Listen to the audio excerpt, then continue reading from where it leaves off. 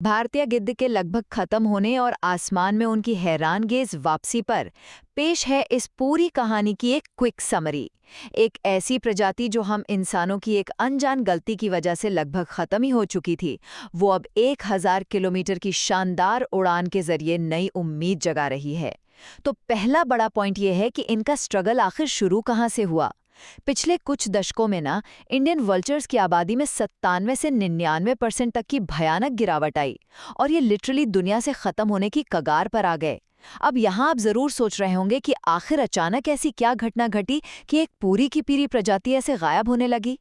दूसरा और सबसे बड़ा शौक ये है कि इस तबाही का कारण कोई शिकारी नहीं था, बल्कि एक आम सी दवा थी, डिक्लोफेनेक।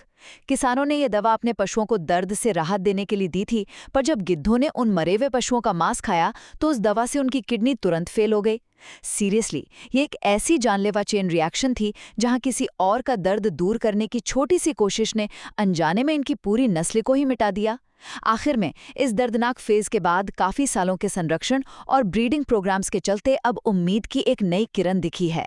महाराष्ट्र के मेलघाट टाइगर रिजर्व में हाल ही में छोड़े गए 2 भारतीय गिद्ध उड़कर मध्य प्रदेश के भोपाल तक पहुंच गए हैं। मतलब ये 1000 किलोमीटर से भी ज्यादा का सफर था। जरा सोचिए, इनके जो बड़े पंख होते हैं ना, वो बिल्कुल एक सुपर एफिशिएंट ग्लाइडर की तरह काम करते हैं, जो इन्हें बिना थके राज्यों की सरहदें पार करने की ताकत देते हैं। तो बस भारतीय गिद्ध की ये लंबी उड़ान इस बात का परफेक्ट सबूत है कि अगर इंसान अपनी गलतियां सुधार ले तो प्रकृति वापस आसमान छूने के लिए हमेशा तैयार रहती है।